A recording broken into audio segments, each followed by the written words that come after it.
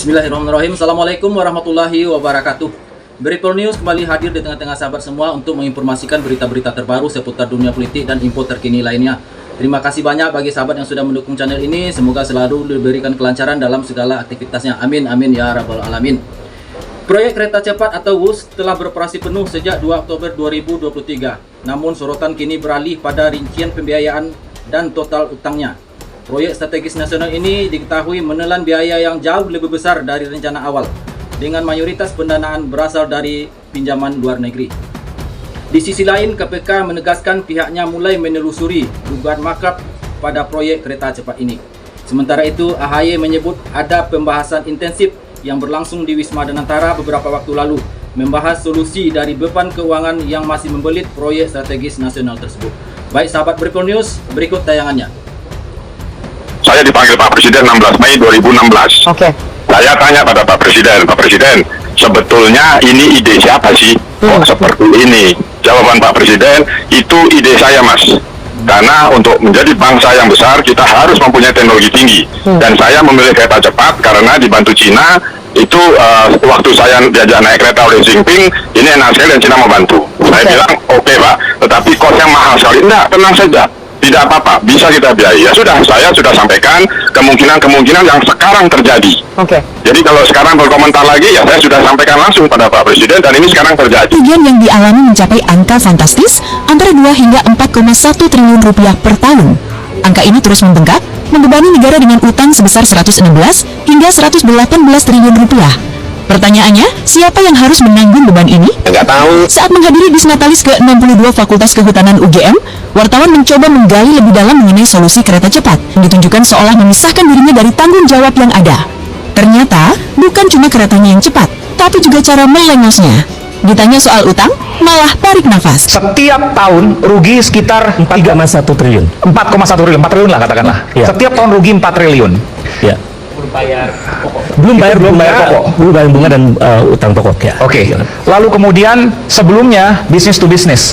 Sekarang business to government.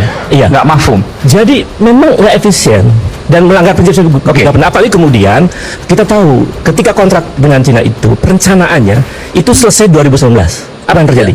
Baru selesai tahun 2023. Jadi molor. Jadi menurut saya di era yang sangat modern, negara membangun sesuatu yang sangat mercusuar, tetapi dengan cara-cara yang maaf ya sangat tradisional dan tidak menggunakan Oke. Dari semua ini Anda menduga ada korupsi di situ? biasanya sebuah proses kebijakan yang inkonsisten, kemudian anggaran yang berubah-ubah, lalu ada pembengkakan.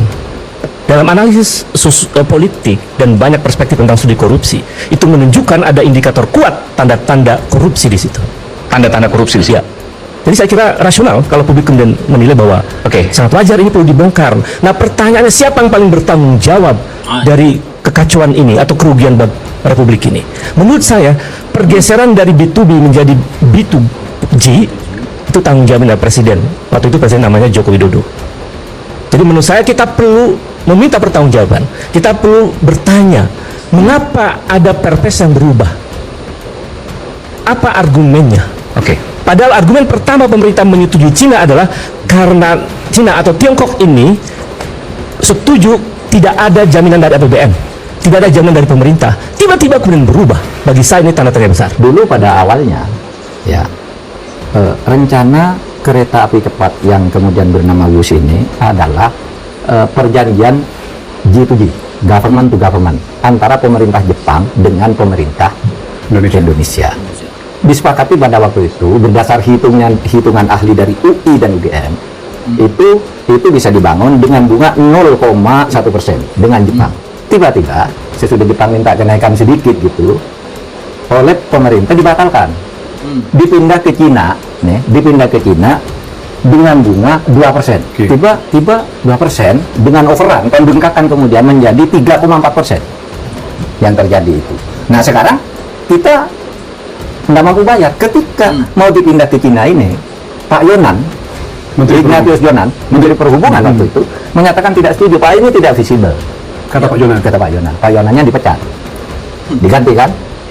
Sudah itu dia manggil ahli, namanya Agus Pambagio. Presiden manggil nih, Pak Jokowi. Iya, Pak Jokowi sesudah mecat Jonan, dia ditanya, Pak Agus gimana ini? Pak, ini tidak visible, rugi negara.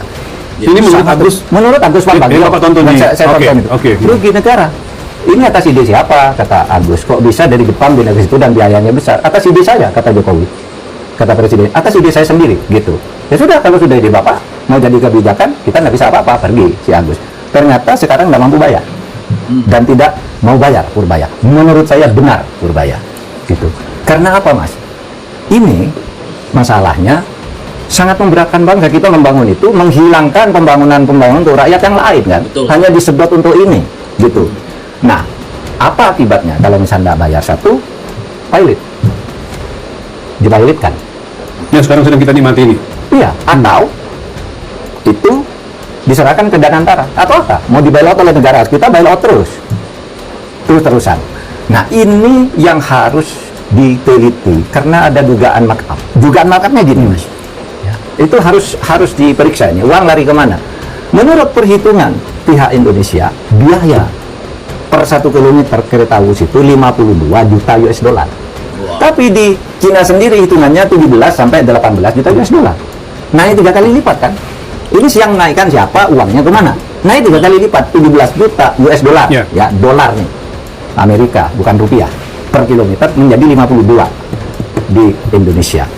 Mana melakukan restrukturisasi KCIC Jakarta Bandung Wush yang tentunya harus mendapatkan perhatian.